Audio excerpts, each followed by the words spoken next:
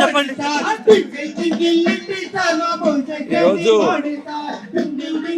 పార్లమెంటుకు మార్చిగా బయలుదేరిన విద్యార్థుల మీద బ్రూటల్ గా అటాక్ చేయడం జరిగింది. అనేక మంది అమ్మాయిలను అబ్బాయిలను కూడా విచక్షణ రహితంగా కొట్టడం, వేలాది మంది గాయపడడం జరిగింది. వాళ్ళందరికీ మద్దతుగా ఇవాళ ధర్మేందర్ ప్రధాన్ రాజీనామా చేయాలని చెప్పేసి ఒకటే డిమాండ్ తోని ఇవాళ కేటీఆర్ గారు బీఆర్ఎస్ పార్టీ ఇక్కడ బీఆర్ఎస్ విద్యార్థి విభాగం ధర్నా చేస్తున్నారు. ఢిల్లీలో జరిగిన ఏదైతే విశేషణ రహిత లాఠీ చార్జ్ ఉందో దానికి వ్యతిరేకంగా మేము ఇవాళ నిరసన తెలియజేస్తా ఉన్నాం.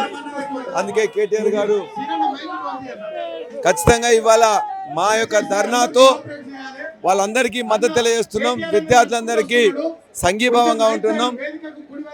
ప్రధాన్ రాజీనామా చేయాలని చెప్తున్నాం. 3 నీట్ కానీ సిబిఎస్ఈ కానీ పేపర్ లీకేజ్ అరికట్టాలి, దోషుల మీద చర్య తీసుకోవాలని చెప్పేసి కూడా కోరుతున్నాం.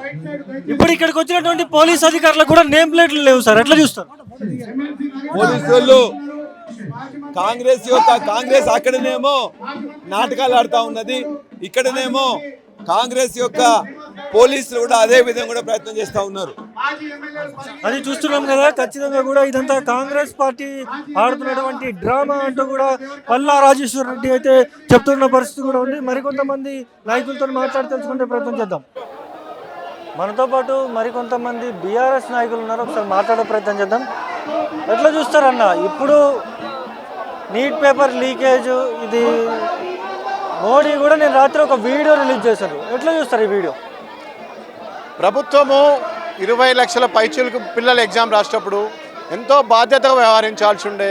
కేంద్ర ప్రభుత్వం అండర్లో ఉండే నీట్ ఎగ్జామ్ అంటే ఆల్రెడీ ఎగ్జామ్ అయిపోయింది, పిల్లలు రాసిండ్రు, ప్రశాంతంగా బాగా రాశాము, అంత ప్రెషర్లకు వెళ్ళి ఫ్రీ అయిపోయినాక ఈ ప్రభుత్వం ఏం చేసింది, ఆల్ ఆఫ్ సడన్గా ఇమ్మీడియట్ మీడియాలో ఇచ్చేసింది, రీ ఎగ్జామ్ పెడుతున్నాం, నీట్ పేపర్ లీక్ అయింది, రీ ఎగ్జామ్ పెడుతున్నాం. 24 అవర్స్లో పాపం వాళ్ళు రాసింది మొత్తం చెప్పేసి రీ ఎగ్జామినేషన్ మేము టైం ఇస్తామని ఎమ్మటే చెప్పేసి దానివల్ల కొంతమంది పిల్లలు ట్విట్టర్ రాలిపోయారు.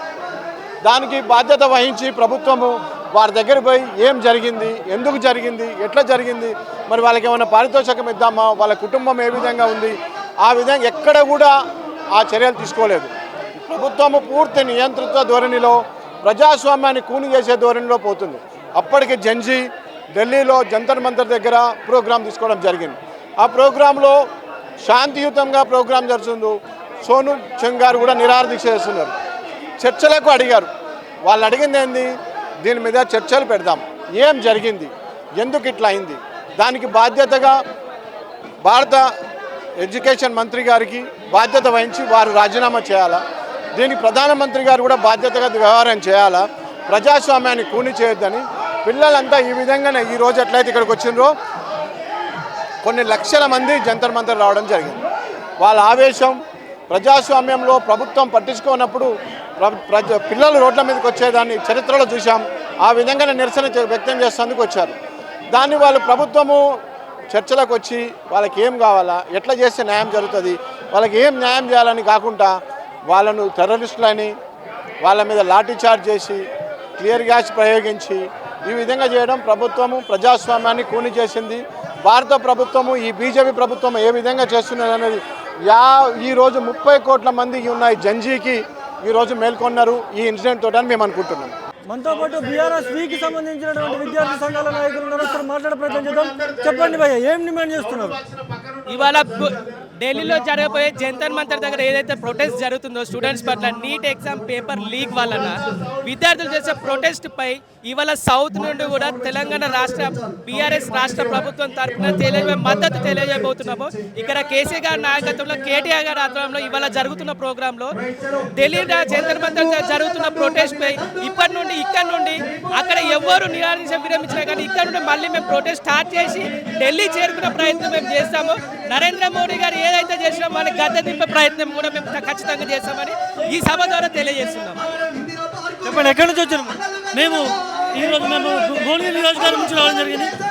మా మాజీ ఎమ్మెల్యే పైలా శేఖర్ గారి ఆదేశానుసారం ఈరోజు కేటీఆర్ గారి ప్రోగ్రామ్ పెడుతున్నాను. ఇక్కడికి వచ్చి ఏదైతే ఢిల్లీలో జంతర్ మంతర్లో ప్రోగ్రాం జరుగుతుందో అక్కడ నిర్వహిస్తున్నటువంటి విద్యార్థులు ప్రొటెస్ట్ అనే ఢిల్లీ విద్యార్థుల యొక్క హక్కుల కోసం పోరాటం జరుగుతుందో ఆ విద్యార్థులపై లాఠీ చార్జ్ నిర్వహించడం అనేది చాలా దుర్మార్గమైన చర్యగా భావిస్తూ ఈరోజు మొండి వైఖరి మరియు ధర్మేంద్ర ప్రధాన్ పై రాజీనామా నిర్వహించాలని చెప్పి విద్యార్థులు కోరుకుంటారు.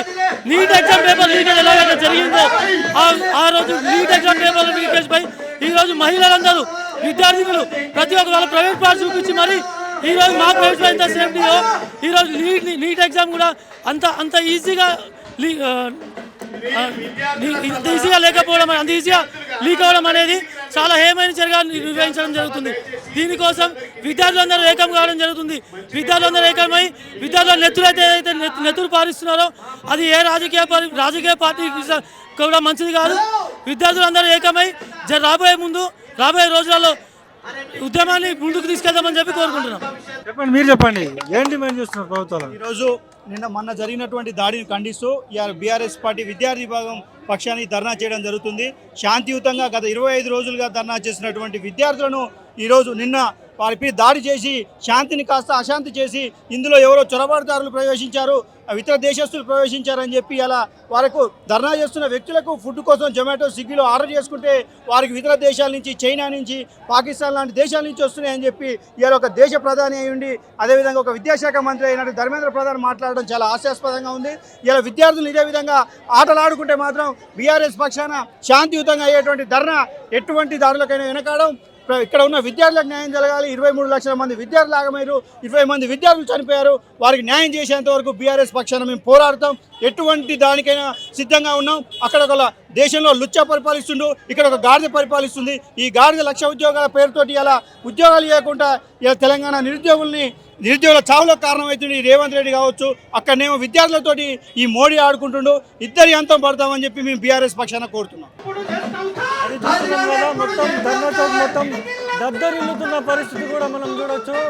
ఎక్కడికక్కడ బీఆర్ఎస్ నాయకులు కావచ్చు, లేదంటే బీఆర్ఎస్ వీకి సంబంధించినటువంటి విద్యార్థి సంఘాల నాయకులు కావచ్చు, అందరూ పెద్ద ఎత్తున కూడా ఇక్కడికి తరలి వస్తూ ఉన్న పరిస్థితి కూడా ఉంది. ఖచ్చితంగా కూడా ధర్మేంద్ర ప్రధాన్ రాజీనామా చేయాలి.